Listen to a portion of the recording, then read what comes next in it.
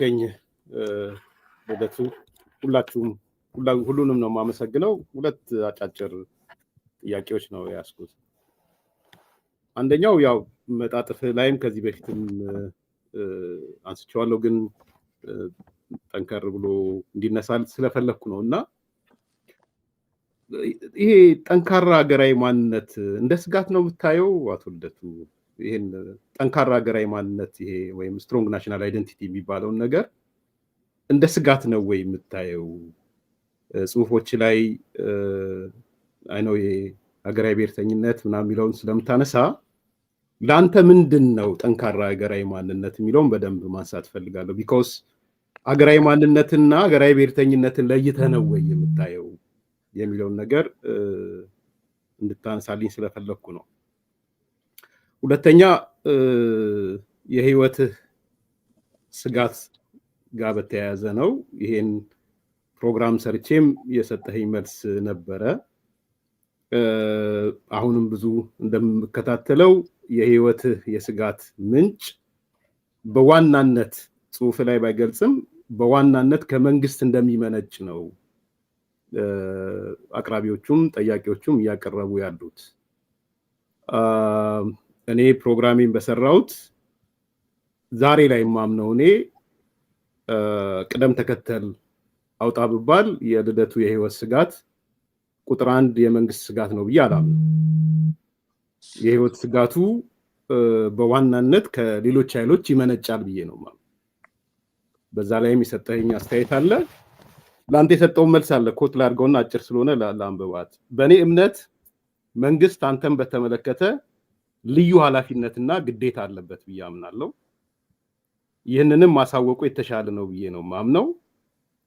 ተጠያቂነት ያለበት ስለሆነ በተጠያቂነት መስራት አለበት ብዬ ነው ማምነው። ስለዚህ እኔ የህይወትህ የስጋት ምንጭ ከየት ነው በዋናነት የሚመነጨው የሚለውን ነገር ጠቅላላ ሚዲያው ወደ መንግስት ሰብስቦ ስለወሰደ ኦፍ ኮርስ መንግስት ስጋት ሊሆን ይችላል፣ ግን በዋናነት ቅድም እንዳነሳሁት ከሌሎች ኃይሎች ይመነጫል ብዬ ስለማስብ።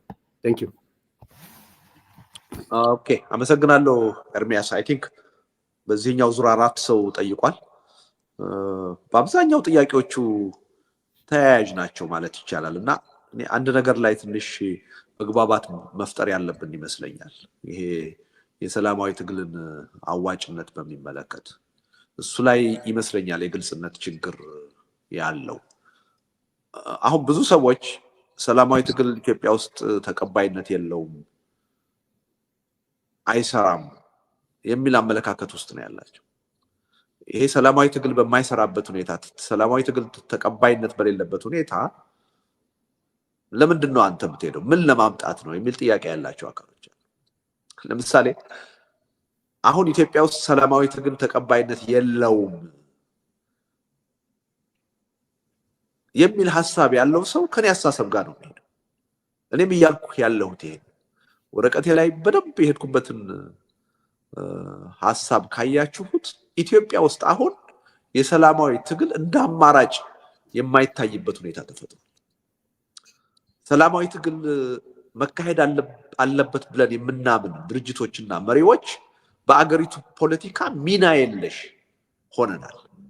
ተደማጭነት የለንም፣ ብዙ ድጋፍ የለንም። ስለዚህ ሰላማዊ ትግል ለውጥ የማምጣቱ እድል አሁን ባለው የኢትዮጵያ ተጨባጭ ሁኔታ በጣም ዝቅተኛ ብዬ ነው እኔ የማምነው። እና በቃ ሰላማዊ ትግል ኢትዮጵያ ውስጥ ማድረግ ቀላል ነው፣ ነባራዊ ሁኔታው አሁን ሰላማዊ ትግል ለማካሄድ ይፈቅዳል ብዬ አይደለም የሚሄድ።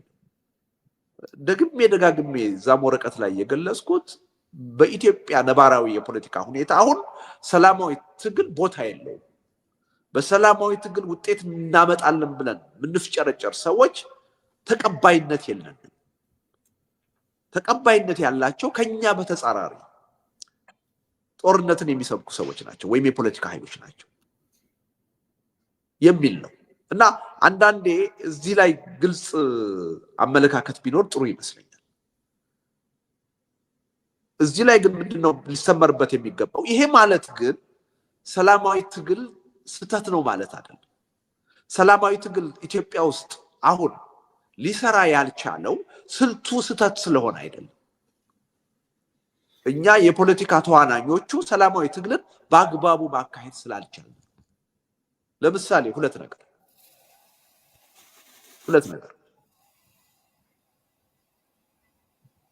በሰላማዊ ትግል መታገል የሚፈልጉ ሰዎችን እናስፈራራቸዋለን። ይሄ አገዛዝ እኮ ይገላል፣ ይሄ አገዛዝ እኮ ያስራል። የሚያስርና የሚገል አገዛዝ ባለበት እንዴት ትታገላለህ? እንዴት በሰላም ለውጥ አመጣለሁ ብለህ ትንቀሳቀሳለህ? የሚል ማስፈራሪያ እንጠቀማለን። እውነቱን ለመናገር ሰላማዊ ትግል ሲያካሂዱ በአገዛዙ እስር ቤት የተወረወሩ ሰዎችንም እንደ አርያ መቁጠርና አዲስ ተነሳሽነት በእነሱ መስዋዕትነት መፍጠር ሲገባን እንደ መቀጣጫ እንደ መፈራረጃ ነው የምናቀርባቸው። እነከሌ ምን አመጡ? ይኸው እስር ቤት እኮ ገብተው እየማቀቁ ነው። እነከሌ ምን አመጡ? ተገለው እኮ አስከሬናቸውን የተጣለ። ስለዚህ በሰላማዊ ትግል ቀጥላለሁ ካልክ የእነሱ ዕጣ ፈንታ ነው የሚደርስ እያልን እናስፈራራለን። ይሄ በጣም በጣም የተሳሳተ አካሄድ። ሰላማዊ ትግል የትም ዓለም የሚካሄደው የሚያስርና የሚገል መንግስት ባለበት ሀገር ጭምር። እንዳውም የሚያስርና የሚገል መንግስት ከሌለ ትግል የሚባለውም ነገር አያስፈልግም። ይሄ ምርጫ ፉክክር ነው የሚኖረው 4 ወይም 5 ዓመት። ትግል የሚባለው ነገር መታሰርን፣ መሞትን፣ መውደቅ፣ መነሳትን የሚጠይቅ ነገር ስለሆነ ስለዚህ በሰላማዊ ትግል አርያነት በታሪክ የሚጠቀሱት የህዝብ የትግል እንቅስቃሴዎች ሁሉ በገፍ መሞትና መታሰር የነበረባቸው ናቸው። ትግሉ የተካሄደው ራሱ የሚገልና የሚያስር መንግስት ጋር ነው። ስለዚህ የሚገልና የሚያስር መንግስት መኖሩ የሰላማዊ ትግልን አይሰራም ለማለት ምክንያት ሊሆን አይችልም። እንደውም የሰላማዊ ትግል አስፈላጊ ነው ለማለት ነው ምክንያት መሆን የሚገባው። እዚህ ላይ መተማመን ያለብን ይመስለኛል። መንግስት ስላሰረ ስለገደለ ሰላማዊ ትግል አይካሄድም የምንል ከሆነ በቃ ሰላማዊ ትግል አልገባንም ማለት ነው።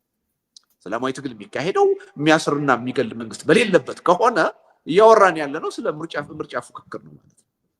አውሮፓ ወይም አሜሪካ እንደሚታየው እንደሱ አይደለም። እንዳውም ቀደም ያሉ በታሪክ የምናውቃቸው እንደነ ማህተመ ጋንዲ ያሉ የሰላማዊ ትግል የፖለቲካ መሪዎች እንዳውም የሚሉት ምንድነው? ሰላማዊ ትግል የበለጠ ውጤታማ የሚሆነው የሚያስርና የሚገል አገዛዝ ባለበት ሀገር።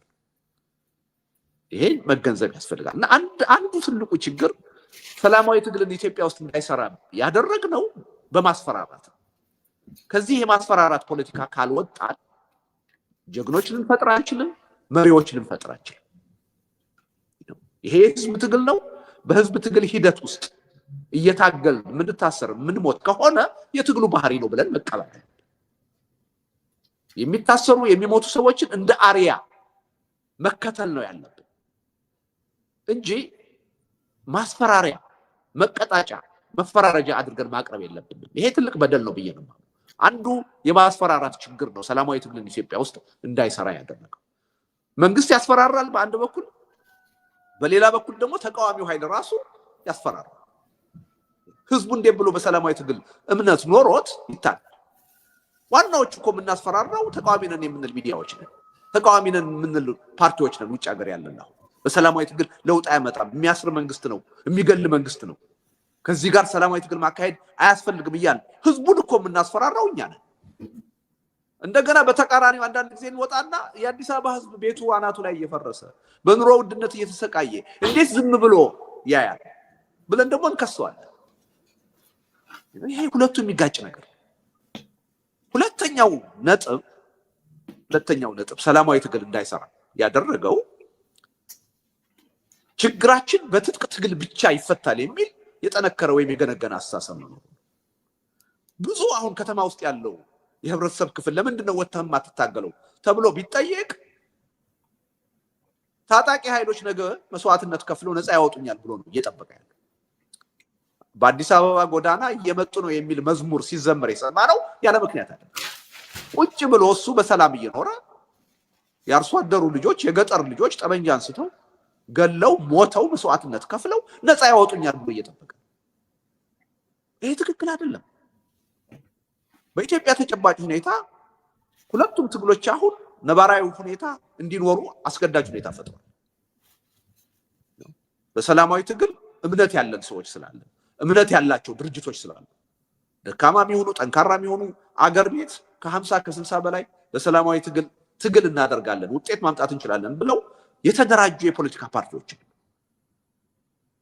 ድጋፍ ባይሰጣቸው እየተንቀሳቀሱ ያሉ ተስፋ ያልቆረጧል። ስለዚህ በሰላማዊ ትግል ምናምን ኃይሎች አሉ። ስቲል ሰላማዊ ትግል በአገሪቱ ህግ በአዋጅ እስካልተከለከለ ድረስ ከህጉ እስካልተፋቀ ድረስ ባለው ጠባብ ሁኔታ ገብተን ለውጥ ማምጣት እንችላለን የሚል እምነት ያለን ሰዎች አሉ፣ ድርጅቶች አሉ። ስለዚህ አንዱ ነባራዊ ሁኔታው ይሄ እንዲኖር አድርጓል። ሁለተኛው ደግሞ ካገዛዙ አምባገነንነት በመነጨ አፋኝነት ገዳይነት በመነጨ ደግሞ ብዙ ሰው ጠበንጃ እያነሳ ጫካ ገባ። ይሄን ሪያሊቲ አሁን ያለው መንግስት ፈጥሮታል። ማንም አይደለም የፈጠረው። አፈናው ነው የፈጠረው፣ ግፊቱ ነው የፈጠረው። ነገር ግን አሁን እኔ ወጥቼ እኔም ማምነው በሰላማዊ ትግል ነው። በትጥቅ ትግል አላምንም። የትጥቅ ትግል ለኢትዮጵያ ዘላቂ መፍትሄ ያመጣል ብዬ አላምንም። እኔ ስላላመንኩ ግን የትጥቅ ትግል አሁን ባወግዘው ላቆመው አልችልም። ለምን? በመንግስት የአፋኝነት ባህሪ ብዙ ሰው ጠበንጃ አንስቶ ተገዶ በተጽዕኖ ጫካ ገብቷል፣ እየተዋጋ የፖለቲካ ኮዝ አለ። ያ ትግል ደግሞ ህዝባዊ እንቅስቃሴ ሆኗል፣ በህዝቡ ውስጥ ተቀባይነት አግኝቷል። ይሄን ችግር አቁሙ በማለት እናስቆመው አንችልም። ጀኒውን ሀቀኛ የሆነ ድርድር በማድረግ ነው፣ ውይይት በማድረግ ነው። የሀገሪቱን ችግር በጋራ ለመፍታት በመዘጋጀት ነው ማስቀረት የሚቻለው እንጂ ጦርነትን በማውገዝ ልናስቆመው አንችልም። ስለዚህ ይሄን ሪያሊቲ ማየት ያስፈልጋል። ስለዚህ በሰላማዊ ትግል ምናምን ኃይሎች በዚህ ቀዳዳም ውስጥ ሆነን ለውጥ እናመጣለን የሚለውን እምነታችን ይዘን ስንታገል መደገፍ ነው ያለብን፣ መነቀፍ የለብን። በትጥቅ ትግል የሚያካሂዱ ኃይሎች ደግሞ በዘላቂነት ትጥቅ ትግል ውጤት እንደማያመጣ ምናምን ሰዎች ብንኖር ይሄን ችግር የፈጠረው በዋናነት አገዛዙ መሆኑን ሪኮግናይዝ ማድረግ አለብን። ስለዚህ የትጥቅ ትግሉ የራሱን ሂደት ቀጥሎ ማንም ሊያስቆመው አይችልም። ይሄን የትጥቅ ትግል ሊያስቆም የሚችለው መንግስት ወደ እውነተኛው የውይይትና የድርድር ባህል ከመጣ ብቻ፣ አፈናን፣ ግድያ፣ እስራትን ካቆመ ብቻ ነው ጦርነትን ኢትዮጵያ ውስጥ ማቆም የሚችል። የፈለገ የሰላማዊ ታጋይ ነን የምንል ሰዎች ወጥተን ጦርነትን ብናወግዝ መፍትሄ አያመጣም ብለን ብንናገር ልናስቆመው አንችል። ይሄን ግንዛቤ ውስጥ ማስገባት ያስፈልጋል። ስለዚህ ሰላማዊ ትግሉ መካሄዱ አገዛዙን ለመገዳደር ለሀገሪቱ ችግር መፍትሄ ለማምጣት አንድ አጋዥ እንደውም ወሳኝ ኃይል ነው እንጂ የሚነቀፍ ኃይል አይደለም። ሰላማዊ ትግል ከሌለ ደግሞ ኢብን በትጥቅ ትግል እንቅስቃሴ የሚያደርጉ ኃይሎች ተጨባጭ አጀንዳ ሊኖራቸው አይችልም። ማንም ትጥቅ ትግል ኢትዮጵያ ውስጥ የሚያደርግ ኃይል ለምንድን ነው ጠበንጃ ያነሳው ተብሎ ሲጠየቅ በሰላም መታገል ስላልተቻለ፣ በሰላም የሚታገሉ ሰዎች ስለሚታሰሩ፣ ስለሚታፈኑ፣ ስለሚገደሉ ነው የሚለው አይደለ? ሰላማዊ ትግሉ ባይኖር ይሄን አጀንዳ ከየትም ሊያመጣው አይችልም። በትጥቅ ትግል የሚያምን ሰው እኔ በትጥቅ ትግል አላምንም። እኔ በትጥቅ ትግል የሚያምኑ ሰዎች ተገደው ወደዛ የገቡ አሁን ጦርነትን ሲያካሂዱ ሁልጊዜ ካፋቸው ሊለይ የማይገባው ሐሳብ ወደን አይደለም እዚህ ውስጥ የገባነው፣ ተገደን ነው። የትጥቅ ትግል መፍትሄ ያመጣል ብለን አይደለም። ስንገደል ራሳችንን መከላከል ስላለብን አፈና ስለተፈጸመብን ነው፣ መፈናፈኛ ስላጣን ነው። ይሄ ሁኔታ ከተለወጠ ወደ ሰላማዊ መድረክ የመግባት ፍላጎት ነው ያለን። ይሄን ችግር የፈጠረብን ይሄን ሁኔታ የፈጠረብን አገዛዙ ነው ብለው ነው መናገር ያለባቸው ብዬ ነው የማምነው። አሁን ግን የምናየው ነገር እንደዛ አይደለም። አንዳንድ ኃይሎች በቃ ዘላቂ መፍትሄ ኢትዮጵያ ውስጥ የሚያመጣው የትጥቅ ትግል ነው የሚል እምነት አለን ነው። ስለዚህ አንደራደርም፣ አንወያይም የሚል የጽንፍ አቋም ሲያራምዱ ነው የምናየው። ይሄ ትክክል ነው የሚል እምነት የለኝም። ትክክል ትጥቅ ትግል ኢትዮጵያ ውስጥ አሁን የሚደረገው ህዝባዊ ድጋፍ አለው።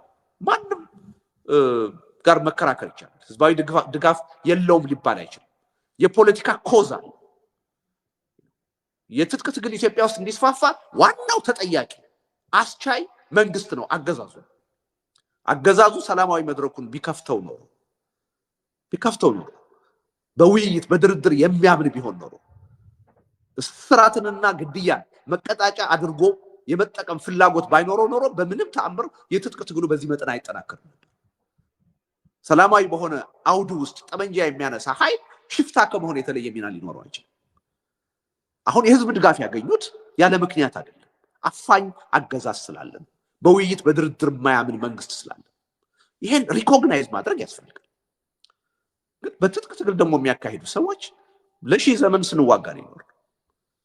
በየትም ዓለም በእኛም ሀገር በትጥቅ ትግል ታግሎ ዘላቂ መፍትሄ ያመጣ ኃይል እስካሁን የለም። ስለዚህ ዘላቂ መፍትሄ ሊያመጣ እንደማይችል ራሳቸው ማምኖ መቀበል መቻል አለባቸው። ተገደን አማራጭ አተን ነው እንጂ እዚህ ውስጥ የገባ ነው የትጥቅ ትግል መፍትሄ ያመጣል ብለን አይደለም የሚል አመለካከት መያዝ አለባቸው የሚል እምነት አለ። የኔ አመለካከት እነሱ ይሄን እንዳልያዙ እያየሁ ይሄን ካለመያዝም አልፈው የሰላማዊ ትግል የሚያወግዙዋል። ትክክል አይደለም። ህዝቡ በሰላማዊ ትግል መታገል ከቻለ የአቅሙን ከሞከረ ሰየው ነው መባል ያለበት። በዚህም ረገድ የተዘበራረቀ ሐሳብ ነው የምንሰማው። አንዳንድ ለምሳሌ የፋኖ የኦላ አመራሮች ወጥተው የአዲስ አበባ ህዝብ እንዴት ዝም አለ ለምን አይታገልም ሲሉ እንሰማለን። አንዳንዶቹ ደግሞ ወጥተው ሰላማዊ ትግል የሚባል አይሰራም፣ እንደውም ሰላማዊ ትግል የሚያካሂዱ ኃይሎች እኛን አንደርማይን ለማድረግ ነው፣ የእኛን ትግል ለማንቋሸሽ ነው፣ እንዳትከተሏቸው እንዳትሰሟቸው የሚል አፍራሽ ቅስቀሳ ሲያደርጉ እንሰማለን። ይሄ ትክክል አይደለም። ስለዚህ በዚህ ረገድ ያለውን ሁኔታ በአግባቡ መቀበል አለብን። እና ሞገስ ያነሳው ጥያቄ ከዚሁ ጋር የሚሄድ ነው ብዬ ነው። ለምሳሌ አዲስ አበባን አሁን በሚቀጥለው ምርጫ የመቆጣጠር እድል አለን ብዬ አላምንም። ለምን? ሰላማዊ ትግል ያዋጣል የሚል እምነት በብዙ ህብረተሰብ አይምሮ ውስጥ የለም። ይሄ አመለካከት ቢለወጥና በሰላማዊ ትግል እምነት ቢኖረን ግን ምንም ጥርጥር የለኝም በዚህ አጭር ጊዜ ውስጥ አዲስ አበባን ከገዢው ፓርቲ መንጠቅ እንችላለን የሚል እምነት አለ። 97 በ3 ወር ዝግጅት ነው አዲስ አበባን ማሸነፍ የቻለው በ3 ወር። አሁን ከዓመት በላይ አለ። እውነቱን ለመናገር ሁሉም ተቃዋሚ በሰላማዊ ትግል እምነት ኖሮት ህብረተሰቡን ማሳመን ቢችል እንኳንስ በአዲስ አበባ ደረጃ በኢትዮጵያ ደረጃ ለውጥ ማምጣት እንችላለን የሚል እምነት ነው። የኔን እምነት ነው እየነገርኩ ያለሁት። አሁን ያለው አጠቃላይ የፖለቲካ አትሞስፌር ግን ህብረተሰቡ ግን ይሄን አስተሳሰብ የመቀበል ፍላጎት የለም፣ የማዳመጥ ፍላጎት የለም። ባለጠመንጃዎች መጥተው ነፃ እንዲያወጡት ቁጭ ብሎ እየጠበቀ ሰላማዊ ትግል አያዋጣም፣ የሚያዋጣው ትጥቅ ትግል ነው የሚለውን ሐሳብ ገዝቶታል። ስለዚህ ተቃዋሚዎች የሚቀጥለው ምርጫ ላይ እኔ በምፈልገው መጠን ተጠናክረው ገብተው አዲስ አበባ ነፃ ያወጣሉ የሚል እምነት የለኝም። ያ ማለት ግን ስልቱ አይሰራም ማለት አይደለም። እምነቱ ቢኖረን በስልቱ ስልቱ የሚፈልገውን ዋጋ ለመክፈል ከተዘጋጀ በተግባር ማለት ነው ምንም ጥርጥር የለኝም።